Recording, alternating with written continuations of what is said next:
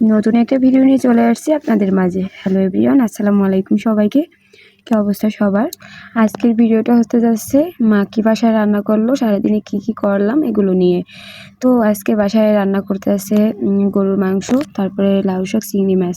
তো আমার মা সাধারণত মানে গরুর মাংসটা মাখাইয়ে তারপর রান্না করে, আর খেতেও খুব মজা হয়। আমাকে ডাক দিয়েছিল, দেখ আর কিছু লাগবে কি না। আমার মা একটা কাজ করে, যেটা হলো গিয়ে আমি যদি সামনে থাকি তাহলে আমার জিজ্ঞেস করবে যে আরেকটু হলুদ লাগবে নাকি, আরেকটু মরিচ লাগবে নাকি, আরেকটু তেল লাগবে, এমন করে আর কি। তো যাই হোক, তখন আমারও মানে পুরো মেজাজ খারাপ হইয়া যায় যে আমি যখন কাছে থাকি না তখন কি তুমি রান্না করো না, আমার কাছে কেন জিজ্ঞেস করো। এরপরে মা খুব ভালো করে মাংস হাতে মাখাইয়ে নিল। এগুলো রান্না করা হবে মাটির চুলায়। আমাদের বাসা তো গ্রামে, তারপরেও আমার মা গ্যাসই বেশিরভাগ রান্না বান্না করে। তো আমি বললাম, মা আজকে মাটির চুলায় রান্না করো, যেহেতু আমি বাড়িতে থাকি না, তাহলে মাটির চুলার রান্না তো অত বেশি খাওয়া হয় না। এই জন্য মাকে বললাম যে মাটির চুলায় রান্না করো। আমার মা মাটির চুলায় রান্না বসাই দিয়েছিল। পরে আমরা চলে গেলাম আমরা খাওয়ার জন্য। আমাদের গাছের শেষ আমরা ছিল। আমাদের গাছে অনেক আমরাই হয়েছিল, পটুখালিতেও নিয়ে গেছিল।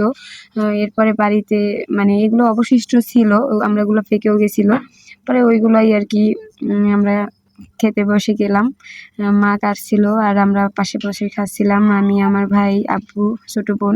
এখানে আমরা খাচ্ছিলাম আর অনেক কথাবার্তা বলতেছিলাম। আমরা যখন একসাথে থাকি, মানে একসাথে কোনো খাবার খাই, বেশিরভাগ সময় একসাথেই খাবার খাওয়া পরে, যেমন মানে ভাত খাওয়ার সময় একসাথে, নাস্তা খাওয়ার সময় একসাথে, কোনো ফল ফ্রুট খাওয়ার সময় একসাথে, সবাই একসাথে বসি, তারপরে আমরা খাই। আমরা খাওয়ার পরে আমার আব্বু আর আমার ভাই পুকুরে মাছ ধরবে। তো এই আমাদের পুকুর, এখান থেকে মানে মাছ তুলবে। এখানে প্রচুর পরিমাণে পানি ছিল, এখন যেহেতু বর্ষাকাল, আর বর্ষাকালে এমনিতেই তো পুকুরে অনেক বেশি পানি থাকে, তখন মাছ পাওয়াটা খুবই টাফ হইয়া যায়। এরপরে তো আব্বু আর আমার ভাই মাছ ধরে আনছিল। এখানে বড় একটা কাতল মাছ ছিল, তারপরে 2টা পাঙ্গাস মাছ ছিল, 3টা চিংড়ি মাছ ছিল, শলা চিংড়ি মাছ, তারপরে 2টা বাইং মাছ ছিল। এগুলো আমি আবার একটু ভিডিও নিয়েছিলাম। এর ফাঁকে আমার মায়ের রান্না হয়ে গেছিল। আর হ্যাঁ, মাংসটা খেতে অনেক টেস্ট হয়েছিল। সবাই ভালো থাকবেন, আল্লাহ হাফেজ।